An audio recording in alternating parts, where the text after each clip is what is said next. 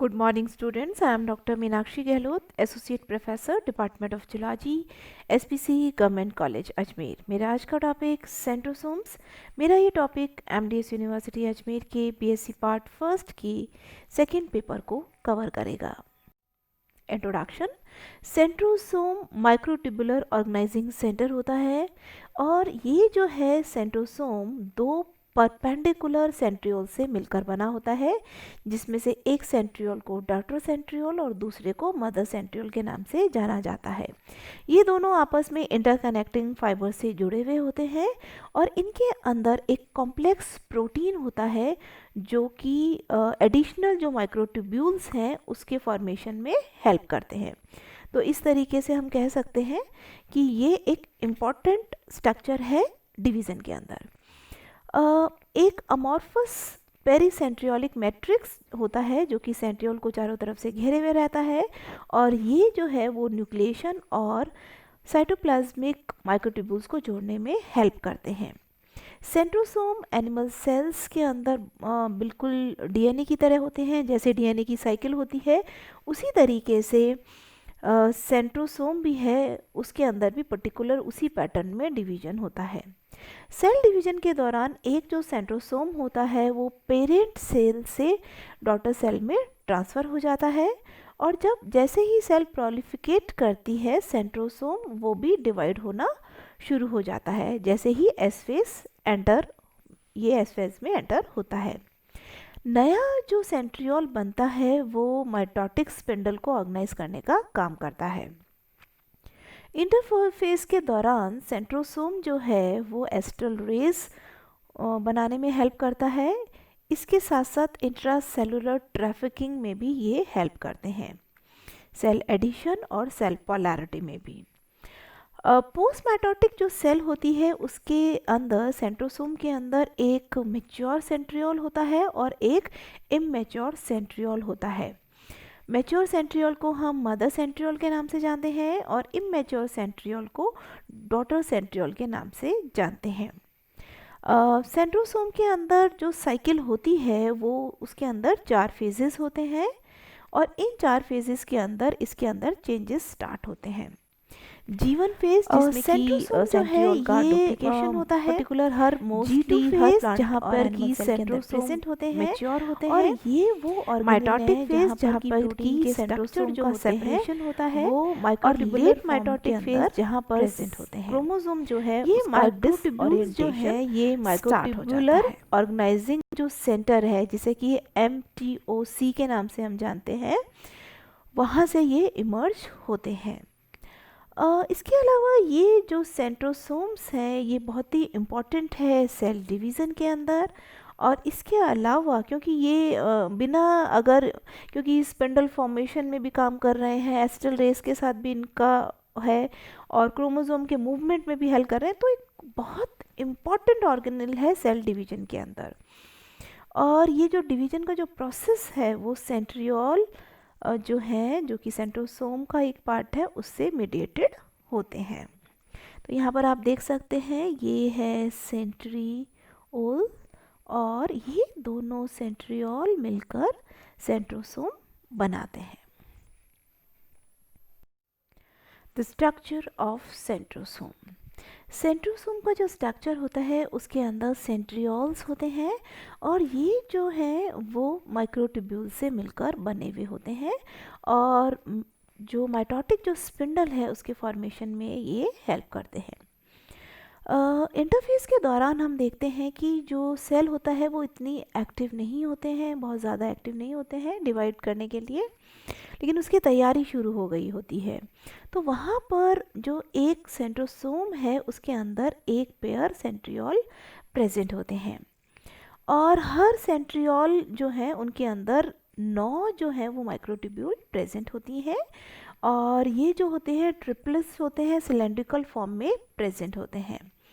और ये तो 2 सेंट्रियोल्स हैं, ये राइट एंगल्स पर अरेंज्ड होते हैं और ट्रिपलेट्स जो होते हैं वो पैरेलल पाइप के फॉर्म में अरेंज सेंट्रियोल्स जो कि एक दूसरे के राइट एंगल पर प्रेजेंट है।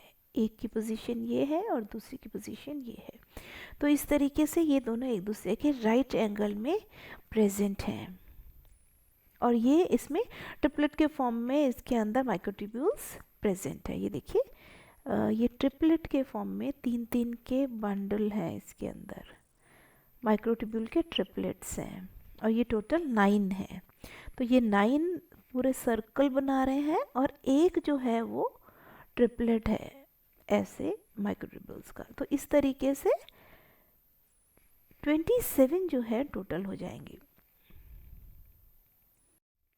अगर हम क्रॉस सेक्शन देखें सेंट्रियोल का तो इसके अंदर हम देखते हैं ये एक सर्कुलर फॉर्म होता है और इन सर्कुलर फॉर्म्स के अंदर 9 ग्रुप्स होते हैं और हर ग्रुप के अंदर एक ट्रिपल होता है, 3 सिमिलर सर्कल्स होते हैं। तो इस तरीके से ये स्मॉल सर्कल्स बनाते हैं। इंटरफेस के दौरान जब सेल के अंदर बेसिक जो कंपोनेंट हैं वो रेप्लिकेट हो रहे होते हैं, जैसे सेंट्रोसोम्स और तो इसमें अंदर सेंट्रियोल भी क्या होता है, रेप्लिकेट होता है। ये दो सेंट्रियोल जो हैं उनमें से एक जो सेंट्रियोल है वो फिजिकल प्रॉक्सिमिटी के पास में रह जाता है और एक जैसे ही माइटोसिस स्टार्ट होता है, जब पूरा प्रोसेस हो जाता है तो दो सेंट्रियोल्स जो हैं वो माइग्रेट करते हैं ऑपोजिट्स एंड्स में और ये स्प्लिट हो जाते हैं दो डॉटर सेल के साथ। और जैसे ही सेंट्रियोल सेलुलर मैट्रिक्स के साथ क्रिएट करते हैं तो करीब 100 डिस्टिंक्ट जो प्रोटीन्स हैं उनके जो फंक्शन है सेंट्रोसोम को कंट्रोल करते हैं, इस मैट्रिक्स को हम पेरीसेंट्रियोलर मटेरियल के नाम से जानते हैं। सेंट्रोसोम और जो सेंट्रियोल है वो आपस में कंफ्यूज नहीं होने चाहिए। सेंट्रोमियर जो है वो एक फिजिकल जंक्शन है जो कि सिस्टर क्रोमेटिड को जोड़ रहा है और सेंट्रोसोम जो है वो इसको डिवाइड करने में हेल्प कर रहा है। माइक्रोट्यूब्यूल्स जो हैं उनमें बहुत सारे सेल के जो फंक्शंस हैं और वो डिवाइड स्पिंडल फाइबर्स को कंट्रोल करता है, इसके साथ उसके सेपरेशन को भी centrosome as part of cytoskeleton. अब हम इसके फंक्शंस देख रहे हैं, वो देखिए आप जैसे ही माइटोसिस होता है सेंट्रोसोम एक वाइटल स्ट्रक्चरल रोल प्ले करता है सेल के अंदर और ये माइक्रोट्यूब्यूल का एक साइटोस्केलेटन बन जाता है, एक प्रॉपर इंटीग्रिटी उसके अंदर आ जाती है। इसके अलावा जो सेल जो फ्रेजाइल होती है, जिलेटिनस होती है, उसके अंदर एक डायनामिक जो उसका स्ट्रक्चर है वो बन जाता है और उसका पूरा का पूरा जो कंट्रोल है सब्सटेंसेस का आउटर सेल के आउटर साइड्स पर वो भी इनके थ्रू ही होता है। माइक्रोट्यूब्यूल्स जो हैं वो सेल डिवीजन में भी पार्टिसिपेट करती हैं और ये जो माइक्रोट्यूब्यूल है वो सेंट्रोसोम जो है उसका भी उसमें इम्पॉर्टेंट रोल है। अब यहाँ पे आप स्ट्रक्चर देख सकते हैं किस तरीके से माइक्रोट्यूब्यूल्स ट्रिपलेट फॉर्म में प्रेजेंट है और ये 9 फॉर्म्स में 9 ट्रिपलेट्स प्रेजेंट होते हैं एक माइक्रोट्यूब्यूल के। तो इस तरीके से सेंट्रियोल्स दोनों सेंट्रियोल का स्ट्रक्चर बना हुआ होता है। फंक्शंस, इनका जो सबसे मेजर फंक्शंस हैं वो है सेल डिवीज़न। दूसरा जो फंक्शन है वो क्रोमोसोम के जो नंबर है उसको मेंटेन करना सेल डिवीज़न के दौरान। तीसरा जो फंक्शन है वो है जो उसकी जो शेप है, सेल की जो शेप है और सेल मेम्ब्रेन के अंदर फैगोसाइटोसिस है उसको ये स्टिमुलेट करता है। माइटोसिस के दौरान ये माइक्रोट्यूब्यूल्स को ऑर्गेनाइज करने का काम करता है और ये जो डॉटर सेल के अंदर जाकर नेक्स्ट उस सेल में भी फंक्शन करने का काम करता है। इसके अलावा ये माइक्रोट्यूब्यूल्स के मूवमेंट को रेगुलेट करता है, साइटोस्केलेटन स्ट्रक्चर को भी रेगुलेट करता है। इस प्रकार ये किसी भी सेल की जो शेप है उसको बनाने में भी हेल्प करता है। अब हम देखते हैं role of centrosome in cell division. Cell division एक क्रूशल फेज़ होता है किसी भी सेल के अंदर। इसके अंदर सेंट्रोसोम जो है वो एक मेजर रोल प्ले करता है। दो जो सेंट्रियोल्स होते हैं वो जो कि सिंगल सेंट्रोसोम के अंदर होते हैं, ये एक दूसरे के राइट एंगल पर अटैच्ड होते हैं। और यहाँ पर जो माइक्रोट्यूब्यूल्स है उनका जो एरे बनता है वो एक परपेंडिकुलर डायरेक्शन में अटैच्ड होते हैं।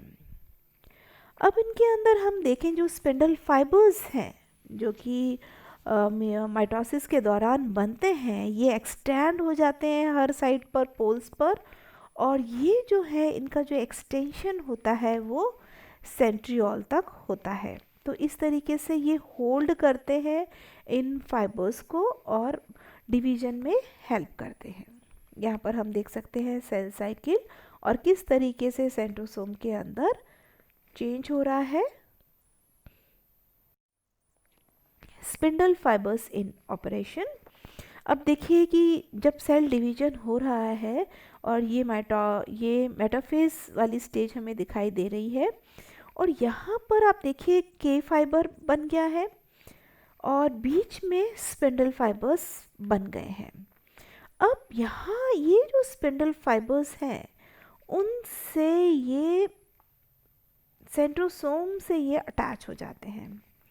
देखिए ये एंकरिंग पॉइंट देता है किसको, स्पिंडल फाइबर्स को। यहाँ से अटैच है, आप देखिए यहाँ पर अटैच्ड है सेंट्रोसोम से स्पिंडल फाइबर्स।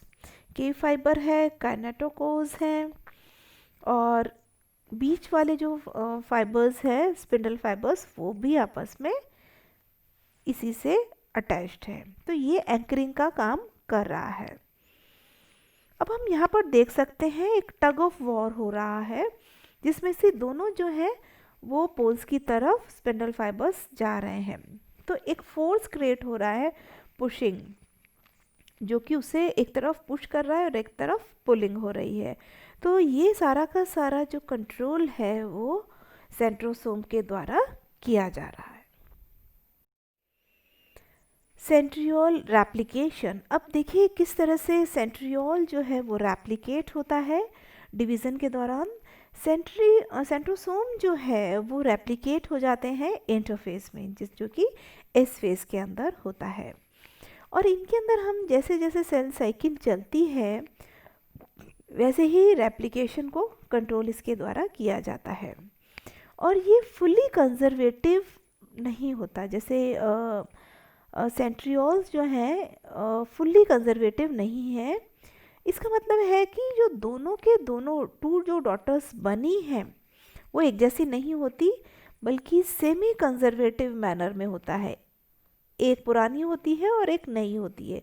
तो ये पूरा पूरा प्रोसेस कैसा है, सेमी कंजर्वेटिव प्रोसेस होता है। जैसे ही एस फेज़ के अंदर सिंथेसिस फेज़ जो है उसके अंदर सेल इंटरफेस के अंदर पहुंचता है, वहाँ पर सेंट्रियोल डिवाइड हो जाते हैं और वहाँ पर रिजल्टेंट जो सेंट्रियोल है उसके अंदर जो कैरेक्टर्स रिटेन रहते हैं उसे मदर के नाम से जाना जाता है, और इसे हम ऑपरेशनल, और ये क्या करता है, ऑपरेशन माइक्रोट्यूब्यूल को जनरेट करता है।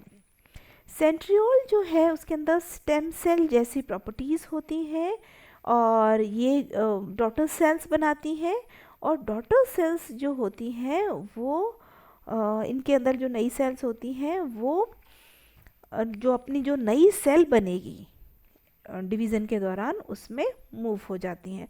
तो दोनों की तरह एक डॉटर सेल और एक मदर सेंट्रियोल इसके अंदर रहते हैं। Role in cilia formation. Flagellum जो है उसके अंदर माइक्रोट्यूब्यूल्स प्रेजेंट होती हैं, और ये माइक्रोट्यूब्यूल्स जो होती हैं उस फ्लैजिलम को लोकोमोशन करने में हेल्प में करती हैं। जैसे कोई स्पर्म सेल है तो उसके अंदर जो फ्लैजिलम है वो सिंगल बेसल बॉडी से ओरिजिनेट होता है। तो जब सिंगल बेसल बॉडी है तो वहाँ पर इसके अंदर सिंगल सेंट्रियोल का पेयर होगा, एक पेयर सेंट्रियोल का होगा। अब यहाँ पर जो स्पर्म सेल है उसका अल्टीमेट जब सेल के पास मूवमेंट करना होता है तो फ्लैजिलम जो है वो बनता है, और ये जो फ्लैजिलम जो है सेंट्रियोल से मिलकर बना हुआ होता है। और यहाँ पर ये जो है अल्टीमेटली वहाँ पर डिवीजन का जो प्रोसेस है उससे ये जनरेट होता है। और सीलिया और फ्लैजिला दोनों के अंदर ही बेसल बॉडी होती है जहाँ पर कि सेंट्रियोल प्रेजेंट होते हैं। तो इस तरीके से ये यहाँ पर आप देख सकते हो सीलिया और फ्लैजिला, और उसका जो स्ट्रक्चर है माइक्रोट्यूब्यूल से मिलकर बना हुआ है और नीचे की तरफ बेसल बॉडी है। आज हमने सेंट्रोसोम के बारे में जाना कि किस तरीके से सेंट्रोसोम सेल के डिफरेंट फंक्शन और मेजर जो रोल है सेल डिवीजन में उसको परफॉर्म करता है, और सेंट्रोसोम और सेंट्रियोल में क्या डिफरेंस होता है। Thank you so much.